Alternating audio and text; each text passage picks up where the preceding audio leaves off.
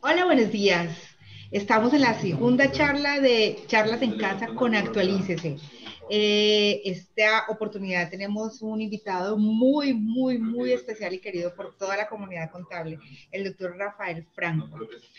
Vamos a hablar acerca de cómo el COVID rompe con las teorías del bien común. El doctor Rafael Franco es contador público, es magíster en Administración Económica y Financiera, autor de 27 libros, ex miembro del Consejo Técnico de la Contaduría Pública y actualmente miembro del Tribunal Disciplinario. Es docente investigador en la Universidad Libre, en la Universidad Nacional. Entonces, doctor Rafael, bienvenido, qué gusto tenerlo en casa con estas charlas con Actualícese. Doctor José Hernando Zuluaga, buenos días. Buenos días.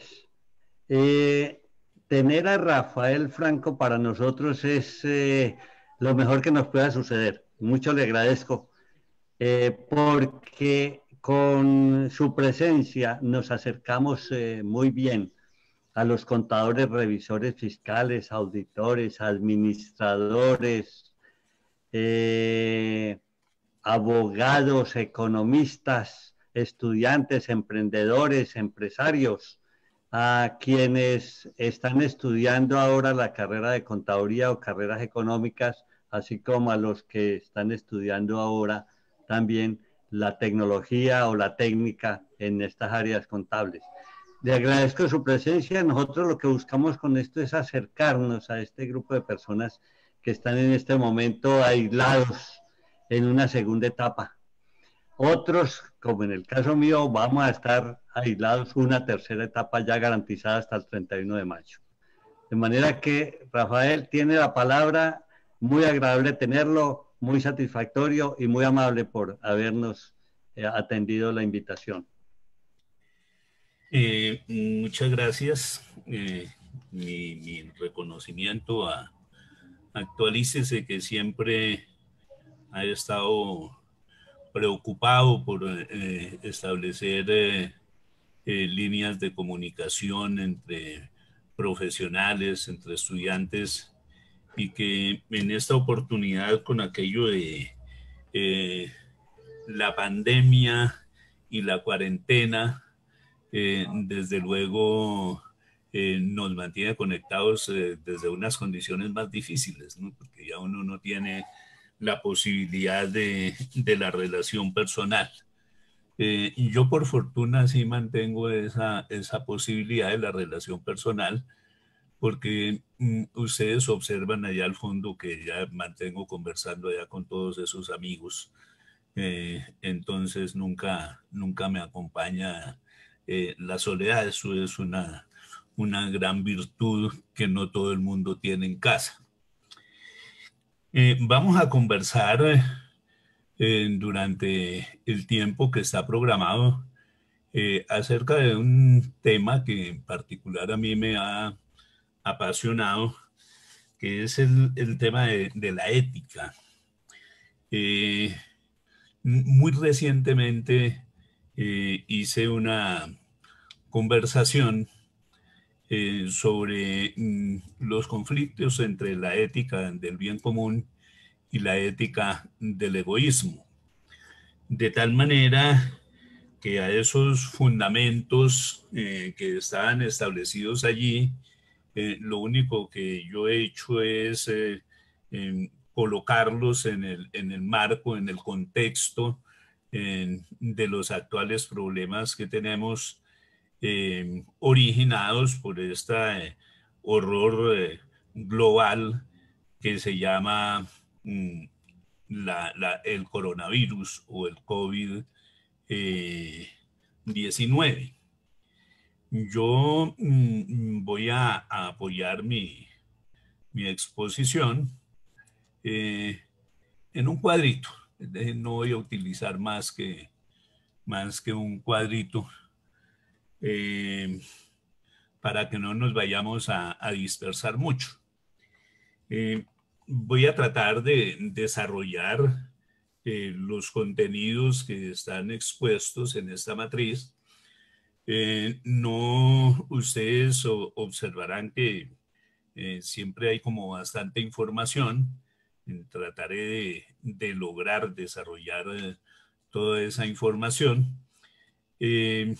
relacionando dos asuntos, unos objetos de análisis que voy a tomar y que están constituidos por las instituciones financieras, entendidas dentro de las instituciones financieras nacionales y las instituciones financieras internacionales.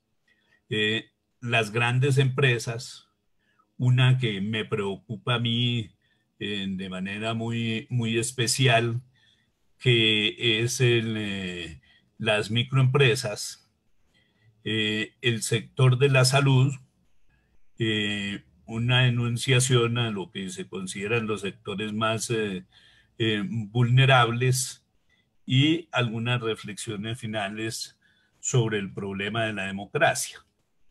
Y esto lo vamos a mirar alrededor de unos factores de éxito, unos factores de análisis. Serían la economía, la sociedad o el componente social de la política estatal, las políticas públicas y la ética que está asomando en términos de los valores que aparecen como orientadores de las prácticas humanas. Iniciemos entonces. El coronavirus desnudó una cantidad de miserias de nuestra sociedad. Dentro de esas miserias de la sociedad, pues esa es la miseria del sector de la salud, donde descubrimos que tenemos un serio problema de infraestructura de salud, y frente al asunto el Estado o el gobierno ha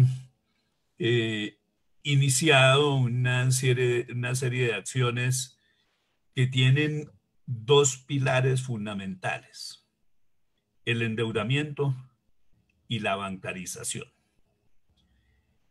Se requieren llevar recursos a los sectores vulnerables, y se pretende que esos recursos hacia los sectores vulnerables tienen como presupuesto la idea de que todos los colombianos están bancarizados.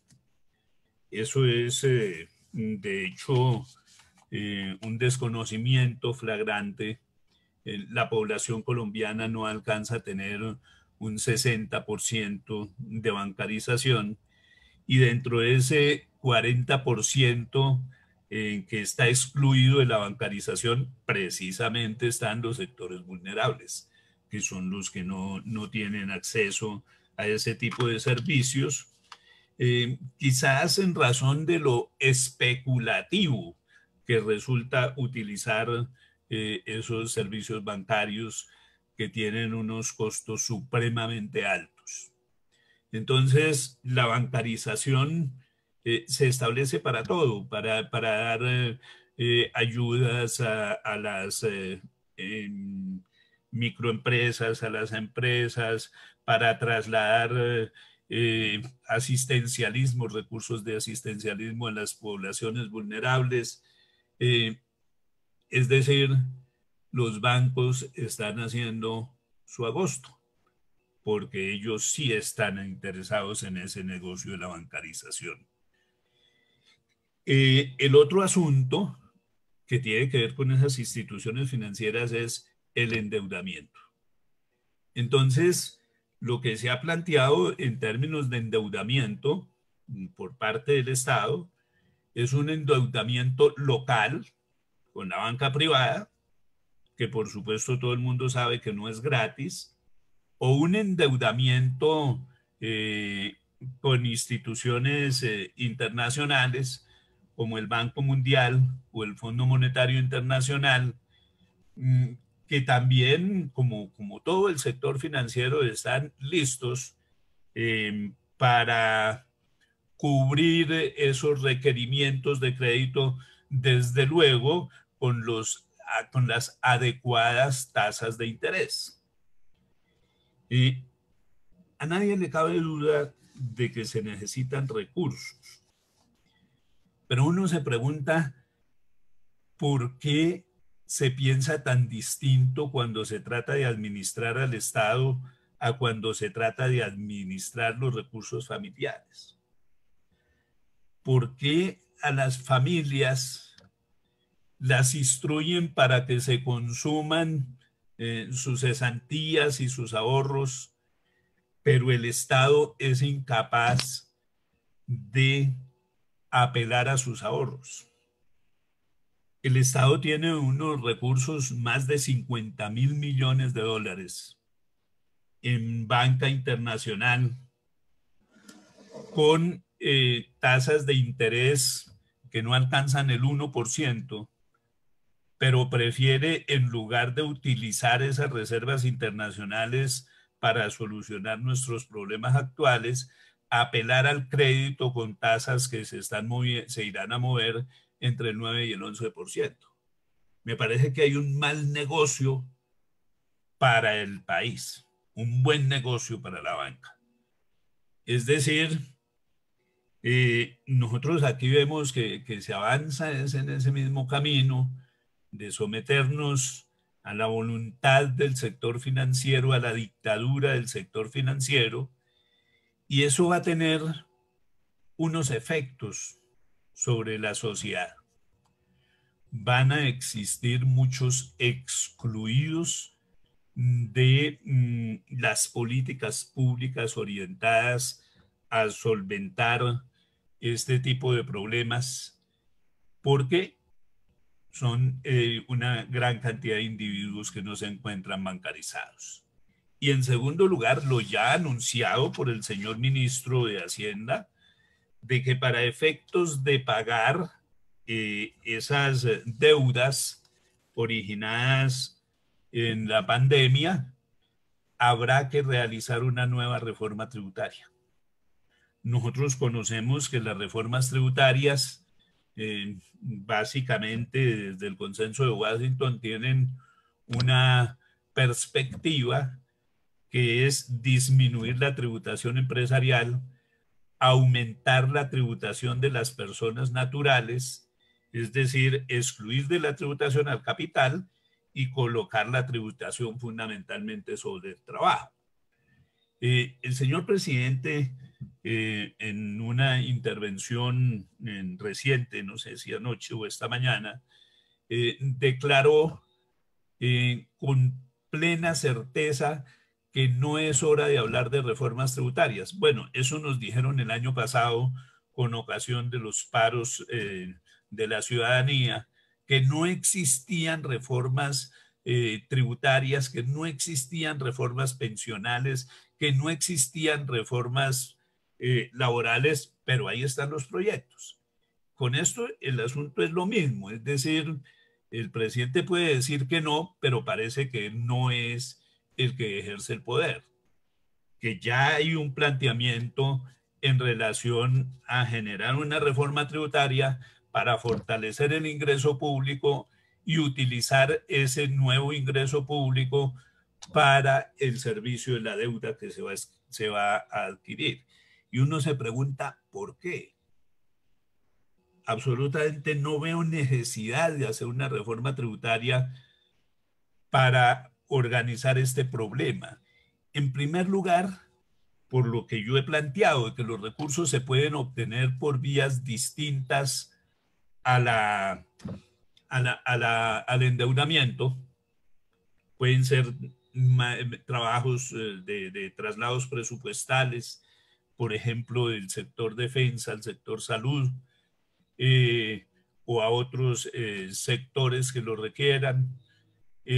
Puede ser por la vía de la utilización de las reservas internacionales, puede ser por la vía de la congelación del servicio de la deuda, que es una política internacional que muchos están buscando. Pero el otro asunto es que el Estado no se va a gastar un peso de sus propios recursos en la solución del problema, porque todo lo está haciendo es a partir del otorgamiento de créditos. A las empresas y fundamentalmente a las microempresas lo que le han dicho es, nosotros les damos créditos, por ejemplo, para que paguen las nóminas. Entonces, ¿para qué van a hacer una reforma tributaria? Para servir una deuda que se va a utilizar en el otorgamiento de créditos que van a tener que ser pagados por las empresas. Son inconsistencias de la política pública que a uno le quedan como bastante sospechosas y que puede empezar a observar que en últimas lo que hay es una política pública de proteccionismo del sector financiero que conduce a que desde el punto de vista de ética se utilicen todas las pérdidas y la miseria social para generar una acumulación de ganancias por usura en ese sector financiero. El triunfo de la ética del egoísmo. Egoísmo viene de ego.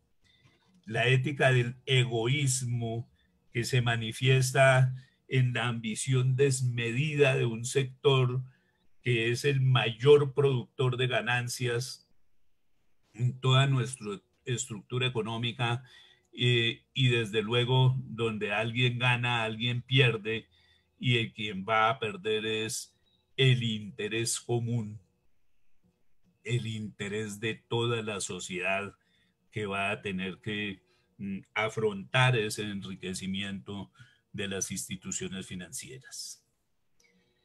¿Qué hay en relación con las grandes empresas? Las grandes empresas permanentemente son objeto de beneficios fiscales. Las últimas reformas tributarias le han otorgado enormes beneficios fiscales a las grandes empresas. Si se requieren de recursos adicionales y se está pensando en una reforma tributaria, pues lo lógico es que se establezca esa reforma tributaria con unos objetivos muy específicos. Yo diría, por ejemplo, que deberían eliminarse en términos de las deducciones que se hacen a las empresas, las deducciones por intereses, las deducciones por servicios en el exterior que han permitido una triangulación en los procesos de evasión tributaria. La eliminación de la depreciación de inmuebles, porque es que los inmuebles no se deprecian, pero tributariamente les dan ese beneficio. La eliminación de todos esos beneficios tributarios que se les han otorgado. Y el establecimiento de un impuesto a la riqueza, de un impuesto al patrimonio como un impuesto permanente. Esas serían formas realmente positivas de pensar una tributación con equidad. Pero ¿qué es lo que se está dando en términos de soluciones por parte del Estado? Excepciones, beneficios fiscales y la potestad de que las empresas reajusten precios y tarifas. Es increíble de que en plena pandemia se hayan hecho los reajustes de las tarifas de servicios públicos que se han venido haciendo.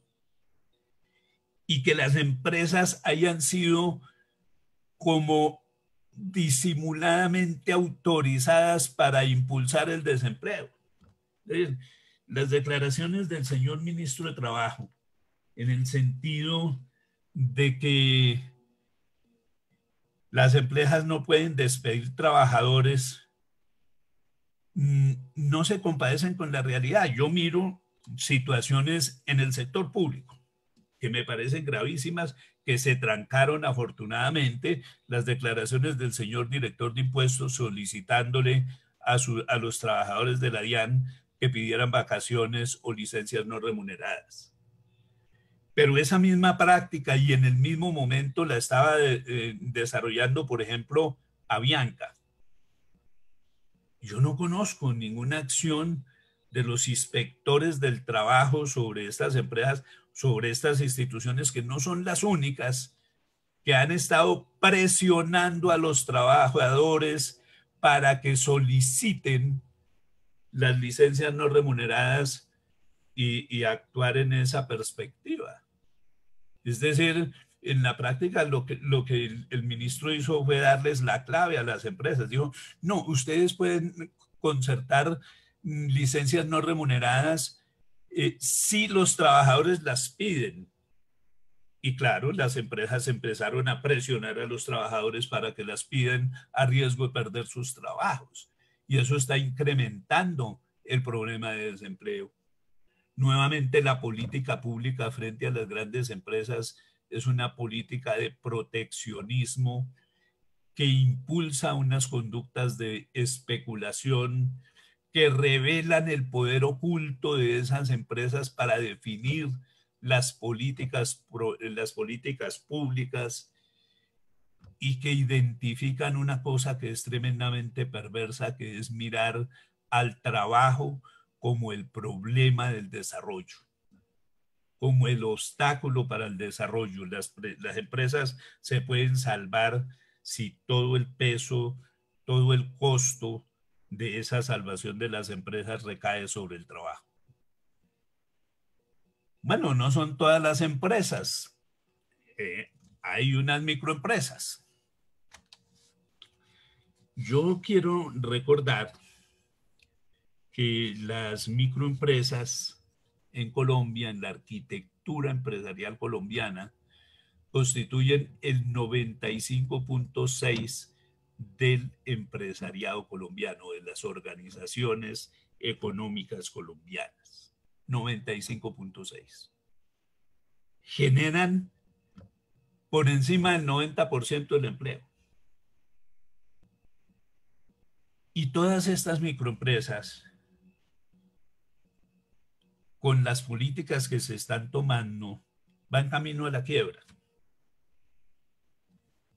Van camino a la quiebra en razón de que no hay demanda, de que la parálisis de la economía tampoco les permite desarrollar oferta.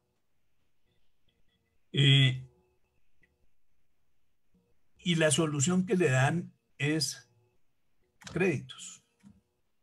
Créditos onerosos, con muchas restricciones, donde uno dice, pero ¿qué pasa con este sector financiero?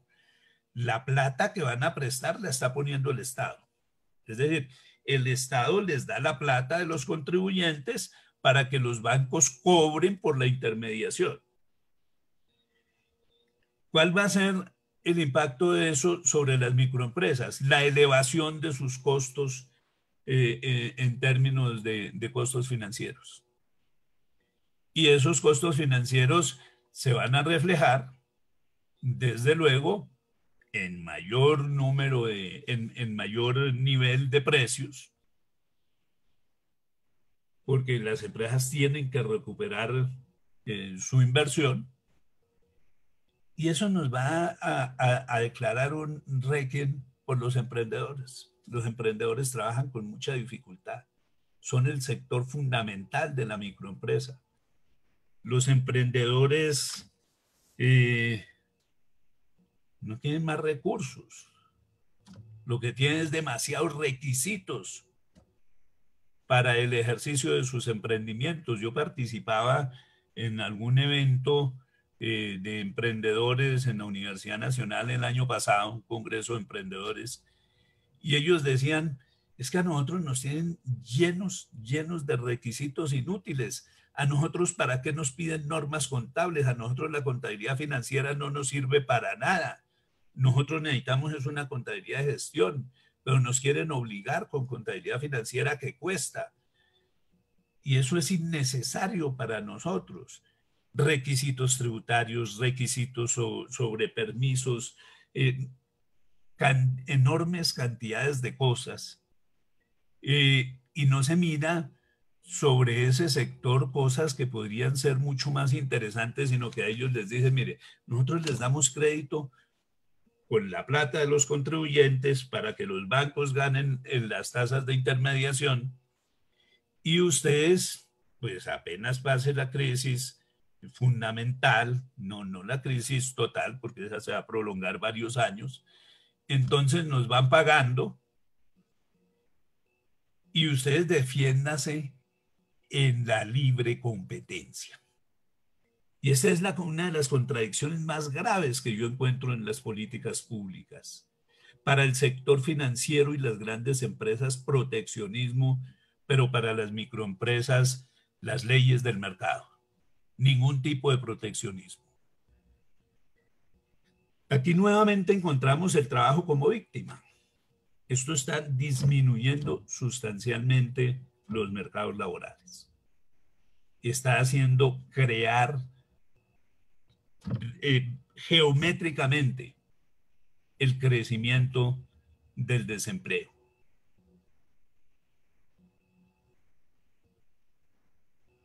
Y cuando se habla de reformas tributarias, por ejemplo, no se habla de la consideración especial a las microempresas.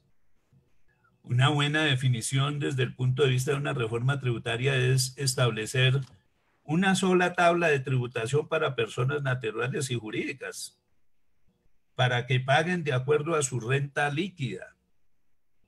Y seguramente eso le generaría enormes ahorros tributarios a esas microempresas que en la mayoría de las circunstancias son empresas realmente de sobrevivencia. Un sector que genera una gran preocupación es el sector de la salud. El sector de la salud está entregado a las leyes del mercado, está privatizado. Se destinan una gran cantidad de recursos del tesoro, es decir, aportados por los contribuyentes, que para solucionar los problemas más urgentes de la estructura del sistema de salud y se los trasladan a las instituciones financieras que se conocen como EPS, porque las EPS no son entidades de salud, son instituciones financieras, instituciones que intermedian la prestación del servicio administrando las contribuciones que entregan trabajadores y patronos para financiar el sistema y quedándose con una buena tajada de esos aportes. Y es a ellos a los que les mandan los recursos. Los recursos no llegan a las IPS, pero sobre todo no llegan a los trabajadores del sector salud. Lo que oye uno a través de las noticias es tremendamente deprimente. Hospitales donde le deben los salarios a los médicos y enfermeras desde el año 2013. Le están debiendo 7 años de salarios en los casos más extremos. Y bueno, salarios es un decir, porque en esto y las leyes de mercado, las IPS, sobre todo las privadas, pero también las públicas, porque es que en esos procesos de deslaborización de los servicios, el sector público ha jugado un papel de liderazgo, de salarización del trabajo. A los médicos, a las enfermeras los han obligado a constituirse como SAS para liberarse de toda responsabilidad en términos de seguridad social por parte de las instituciones prestadoras de salud. Y eso genera problemas terribles. El médico se constituye SAS, es decir, él es su propio empleador. Quienes tienen la obligación de dotar, pues son los empleadores. Dotar, por ejemplo, de todos los equipos de bioseguridad, son los empleadores. Pero como el médico es su propio empleador, entonces le entregaron al médico la responsabilidad de financiar toda su seguridad biológica, los equipos de seguridad biológica. Y lo dicen con cinismo. Es que eso es obligación de los médicos, que están devengando unos salarios que no llegan a 2 millones de pesos cuando un solo equipo, que además tiene el carácter de ser desechable, supera los 300.000 pesos el costo. Eso es una situación absolutamente insostenible. En Colombia el Estado y las instituciones privadas están sacrificando a los cuidadores, a nuestros cuidadores, a los médicos, a las enfermeras, a todo el personal de apoyo. Y le entregaron todo esto a las leyes del mercado mediante el proceso de privatización, lo que genera desviación de los recursos que se mandan y una cosa que está resultando supremamente curiosa. Lo que están logrando los hospitales en términos de dotación no depende de la participación del Estado, de la financiación del Estado, sino que depende de la caridad pública, de las donaciones, donde uno encuentra además cosas que darían como para un proyecto de investigación. ¿Por qué las grandes empresas entregan sus donaciones a organizaciones privadas de salud y no a las organizaciones públicas? Ese es un dato curioso sobre el cual podríamos entrar a mirar, a ver si de pronto es que esas grandes empresas tienen intereses en esas instituciones prestadoras de salud, porque es tremendamente curioso que esas donaciones se dirijan hacia allá. Y lo poco que se está haciendo en dotación de IPS se está haciendo es a través de la caridad, de la solidaridad, de la gran iniciativa de las entidades educativas y de algunas instituciones privadas que están demostrando que somos capaces de producir lo que necesitamos con todas esas invenciones de infraestructura para los servicios, para la prestación de los servicios médicos en las universidades con producción de algunas instituciones industriales. Pero como aquí no hay ningún estímulo a la industria, en este momento lo están haciendo por la emergencia, pero porque la producción de respiradores lo están haciendo por la emergencia, pero no porque aquí exista una política pública de promoción del desarrollo industrial. Y vayamos a los sectores vulnerables. Allí lo que nosotros encontramos básicamente en términos económicos son ayudas para inmigrantes y un asistencialismo selectivo. Uno queda sorprendido y voy a iniciar con esto. Hay una cantidad de reclamos a través de las redes de que qué pasa con los migrantes, con los venezolanos que están viviendo en la calle, si eso se le puede llamar vivir, que se dan caminatas por allá desde la frontera con el Ecuador, desde Ipiales hasta Cúcuta o hasta Arauca, para tratar de regresar a su país y que aquí no tienen respaldos especiales. Cuando es de dominio público que distintas organizaciones internacionales y países extranjeros han dado millones de dólares, centenares de millones de dólares para financiar una actividad humanitaria con esos migrantes. Y entonces la explicación del gobierno es que el Instituto de Bienestar Familiar ha protegido a los niños, que el presupuesto de educación les ha dado acceso a los niños migrantes. Pero eso es el presupuesto normal de la nación, por Dios. ¿Dónde está el dinero de las ayudas? Y hemos empezado a saber dónde está el dinero de las ayudas. En la financiación de la oposición política al gobierno de Venezuela. Inclusive financiación que parece haber sido destinada a la utilización a la adquisición de armas para la oposición, como se deriva de la famosa extradición del general que dijo, no, yo compré, fue armas, yo no estaba en el narcotráfico, yo estaba en el mercado de armas para ir a defender la democracia. Esa ha sido la verdadera destinación de las ayudas internacionales para el problema de migrantes.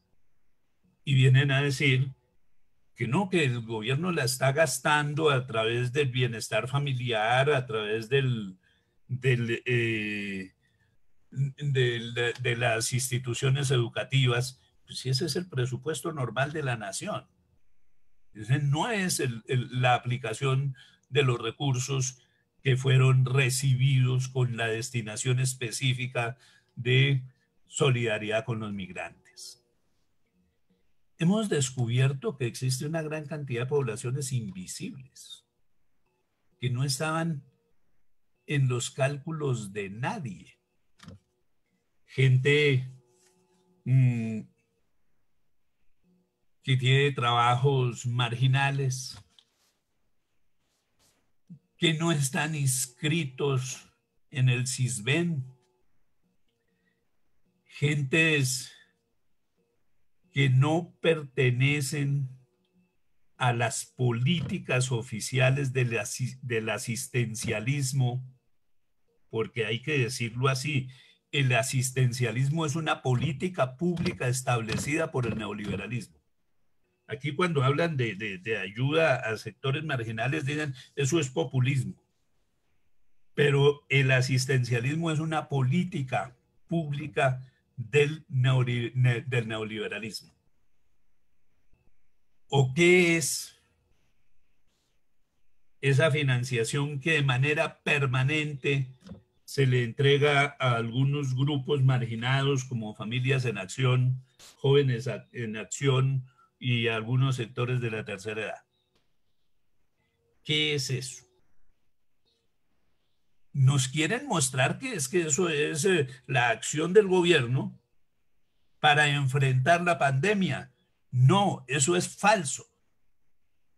La financiación de esos grupos, Familias en Acción, Jóvenes en Acción y tercera edad, es de las políticas normales del Estado. No se crearon con la pandemia.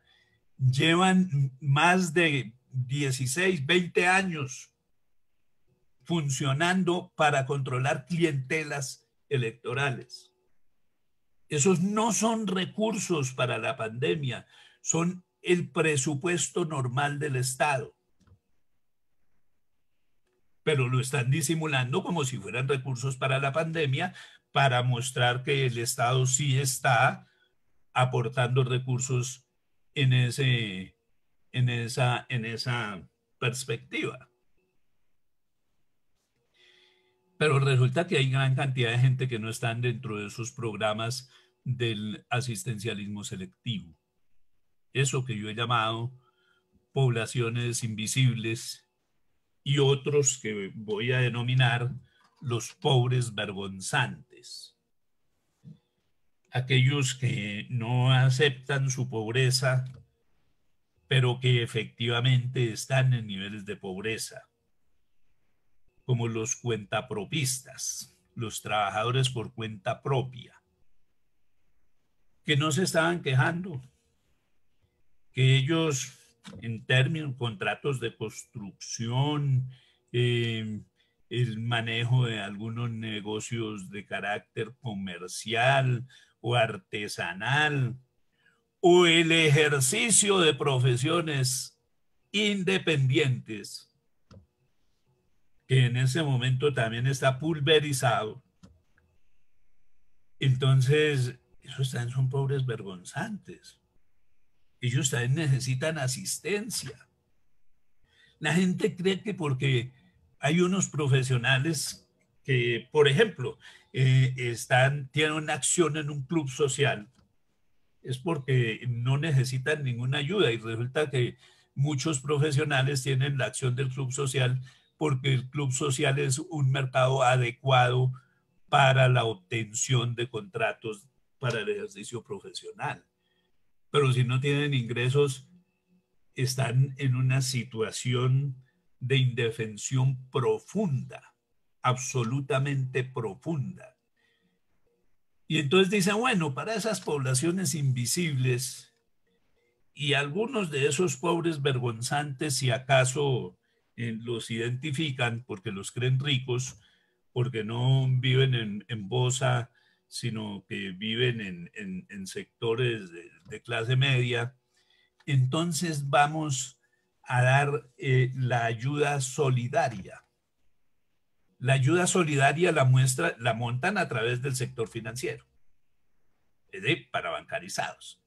La mayoría de las poblaciones invisibles no está bancarizada. Los pobres vergonzantes sí, pero no llegan a todos ellos.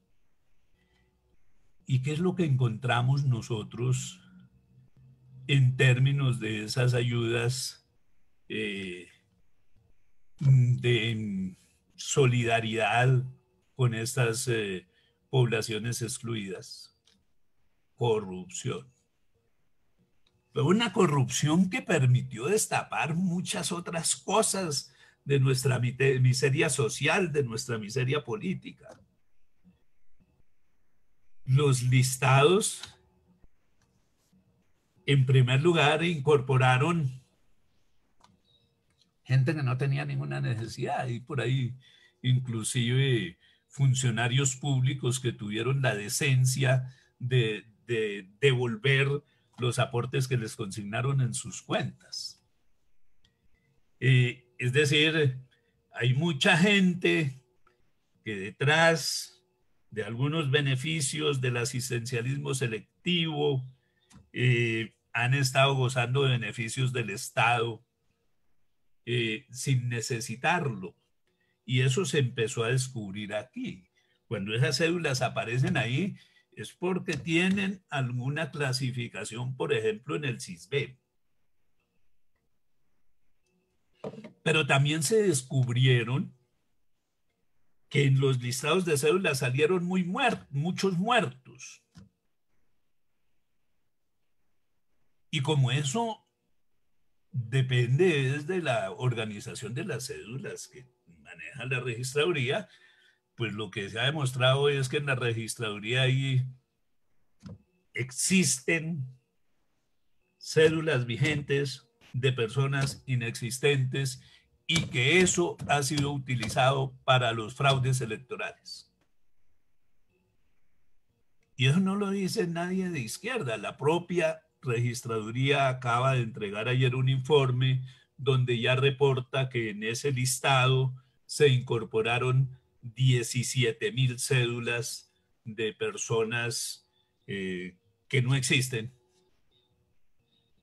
Y entonces, ¿cómo es el asunto? Las otras formas de asistencia, entonces dijeron, no, pues mercados. ¡Qué horror! Mercados sobrefacturados.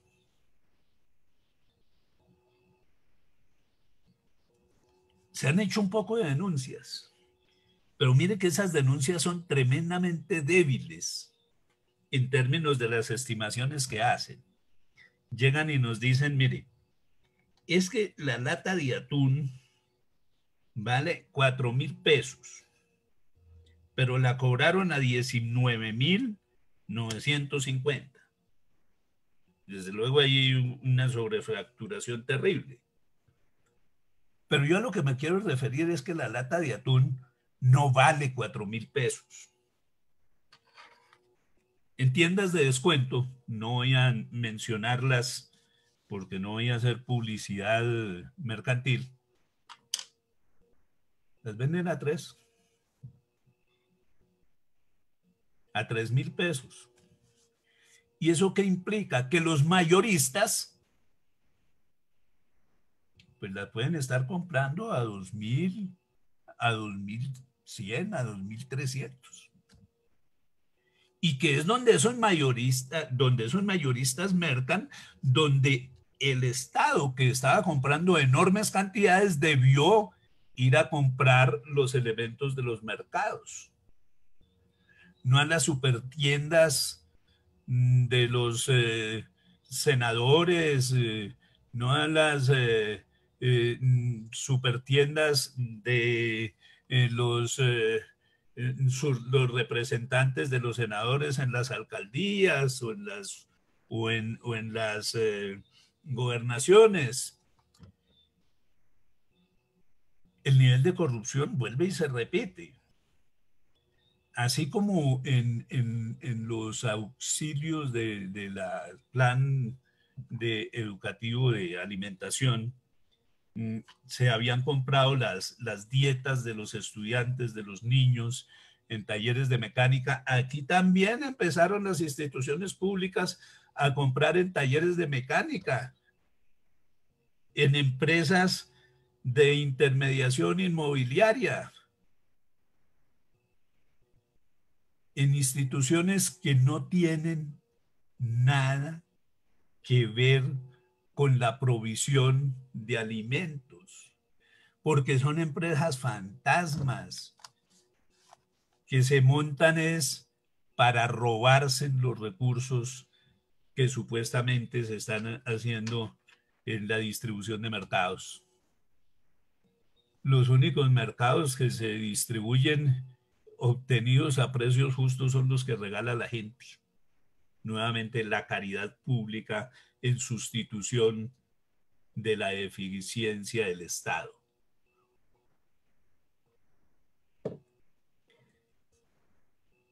Afrontamos un enorme déficit de vivienda, ahí queda claro. No se veía, no habíamos entendido lo que figuraba eso del pagadiario en vivienda. Eso lo había oído uno en los créditos gota a gota, pero en vivienda el pagadiario, donde se acomodan 15 y 20 personas en una alcoba de 5x4.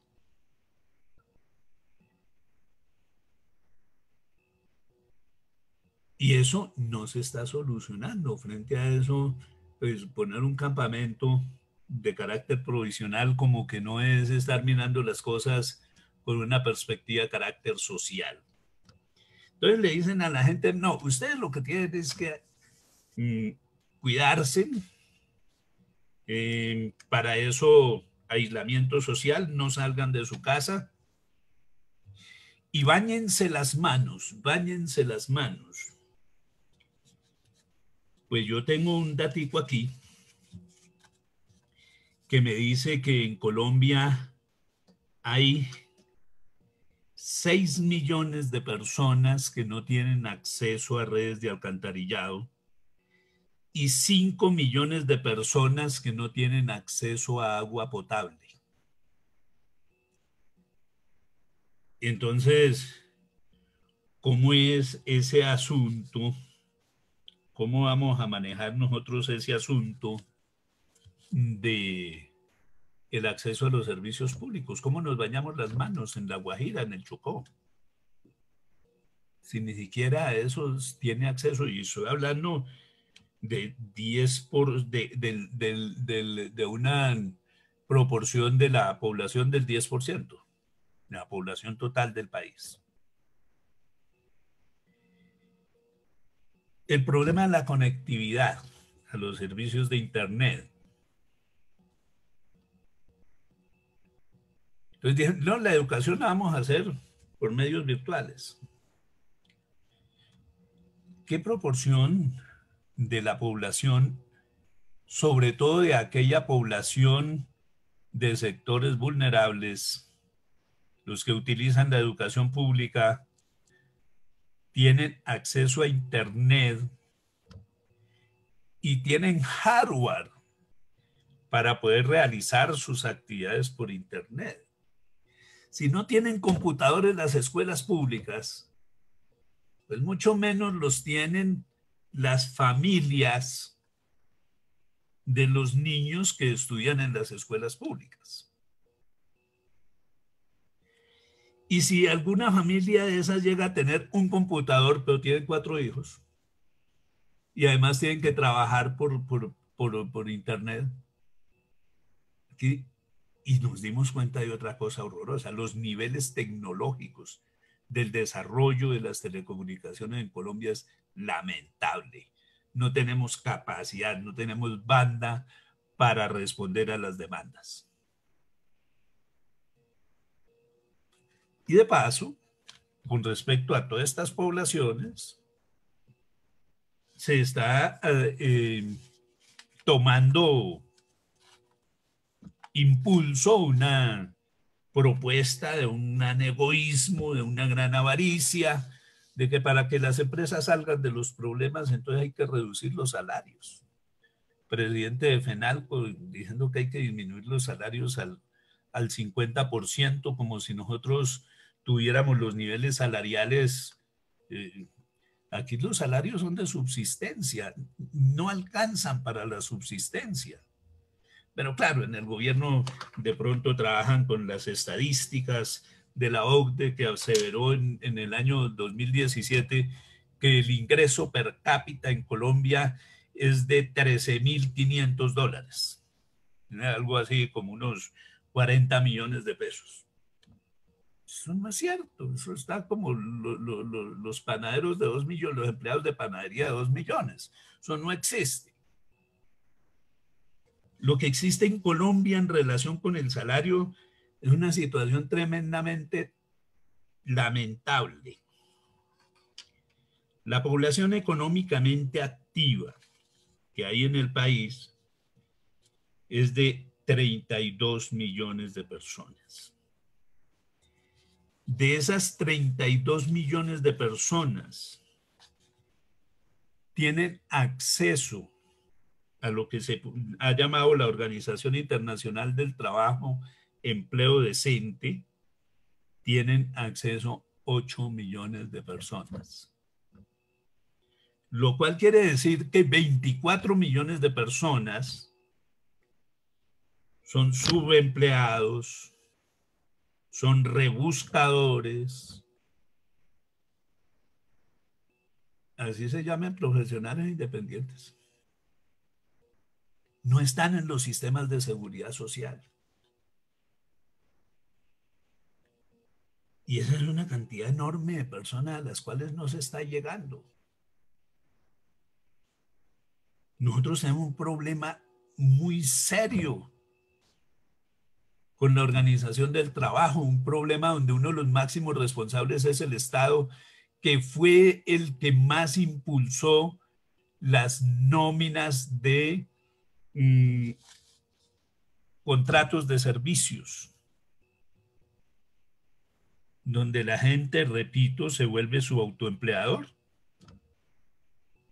y por lo tanto su autoprotector. Y eso nos tiene totalmente destrozados. Todo eso tiene unos impactos en la democracia. Estamos adoptando un modelo muy extraño, un neoliberalismo local, porque aquí para enfrentar la crisis sí dejó de existir la globalización. Ahora la crisis es un problema del Estado soberano, es un problema inclusive de las regiones soberanas en contra del Estado soberano. Es una crisis profunda de las organizaciones democráticas que siguen promoviendo la desigualdad y la exclusión y que han generado unas tentaciones y unas prácticas tremendamente problemáticas y peligrosas. La tentación al totalitarismo, declarar el servicio social obligatorio para los profesionales de la salud. Ustedes tienen que estar disponibles en restricción de todas sus libertades y disponibles sin las garantías necesarias para enfrentar la pandemia. Eso es una acción de totalitarismo y no es la única. Y el otro problema es la sociodicea, la sociedad de la mentira. A nosotros no nos están diciendo las cosas que pasan. Se aplanó la curva. ¿Qué hicieron para aplanar la curva? Disminuir las pruebas. Ahí están las estadísticas, donde en la última semana se han venido disminuyendo el número de pruebas realizadas. Y con base en eso dicen que se aplanó la curva. No, se aplanó la curva de las pruebas, no de los infectados. Nos están mintiendo. Nosotros en este momento no sabemos cuál es la dimensión de la pandemia en Colombia. Y sobre esas dos prácticas, totalitarismo y sociodicea, nos están montando una democracia de mercado, que es una democracia del egoísmo, donde la democracia está soportada en leyes del mercado de los votos, de la financiación de campañas para designar representantes de intereses empresariales o de intereses delincuenciales, que son los que van a establecer las normas de convivencia en el país. Me parece que nuestra situación es altamente problemática, que estos retiros a que estamos entregados deberían de servirnos para realizar un análisis mucho más profundo de esta economía, de esta sociedad, de esa estructura del egoísmo que prevalece sobre el bien común. Muchas gracias.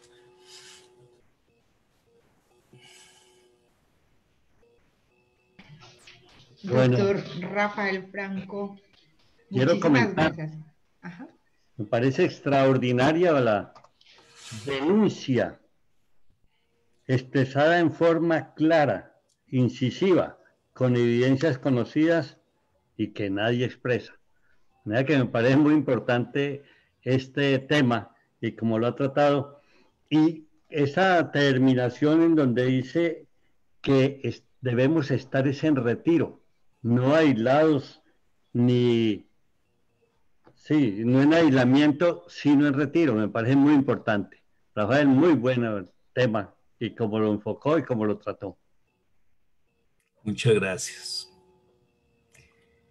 Y muy importante la acción de tu empresa al permitir que todo este tipo de ideas se promuevan y que se pueda hacer invitaciones a la gente, a la profesión y más allá de la profesión, porque esta información está llegando a muchísima gente. Yo no sé cuánta, pero sí sé que a muchísima gente, y eso va a permitir que hayan discusiones, que hayan reflexiones y que la gente empiece a mirar la posibilidad de construir soluciones. Listo, doctor Rafael Franco, pues qué gusto escucharlo.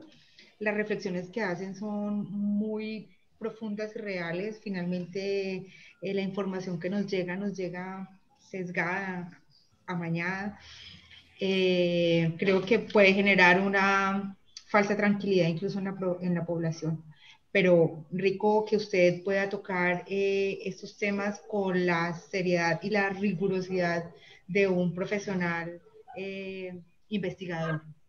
tan respetado en Colombia. Entonces, pues muy rico. Muchísimas gracias, doctor, por tocarlo de esa manera. Sí, yo quisiera, me dio por mirar aquí el chat y veo que hay como recurrentes chats que estaban planteando que no lo vieron completo, que cómo hacen para verlo completo, que cómo se podría difundir. Entonces a mí me gustaría pues que ustedes le comentaran a la gente esa posibilidad, ¿no? Listo, bueno, a todas las personas que están en este momento en Zoom, les comento que esta conferencia queda grabada, esta charla queda grabada en Facebook, en nuestra página de Facebook. Y en horas de la tarde queda en nuestro canal de YouTube y lo pueden compartir con quien quieran. Nuestro canal de YouTube es Actualice ese video. Doctor Rafael Franco, si usted quiere, en la tardecita le compartimos a usted mismo el enlace de YouTube para que usted haga también lo replique dentro de sus contactos, los que le están preguntando. Pero queda grabada en nuestra página de Facebook y en horas de la tarde queda en el canal de YouTube. Bueno, Carolina, podíamos informar que tenemos mañana, en las horas de la mañana, 9 y 11. Listo, sí, señor. Entonces, tenemos mañana, vamos a tener a el doctor Danilo Lugo. El doctor Danilo Lugo está en Estados Unidos y nos va a hablar de la responsabilidad legal y penal del profesional financiero en el combate con el lavado del dinero y la financiación del terrorismo. A las 11 de la mañana tenemos al doctor Harvey Rincón Ríos. Nos va a hablar acerca del derecho penal tributario aplicable en esta temporada del COVID-19. Entonces estaremos compartiendo el enlace justo en el momento en que unos minuticos antes de iniciar la transmisión. Entonces, doctor Danilo Lugo de Estados Unidos y el doctor Harvey Rincón, abogado penalista. Esa es la programación para mañana. Todos cordialmente invitados a estas charlas desde casa. Gracias, Rafael. muchas Me gracias. gusta saludarlo. Gracias, doctor Rafael Franco.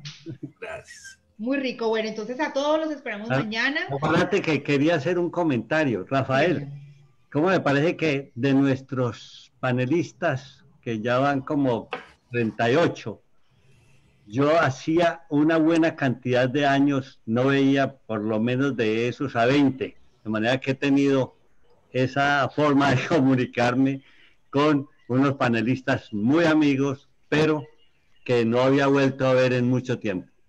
A ustedes muchas gracias. Bueno, muchas gracias.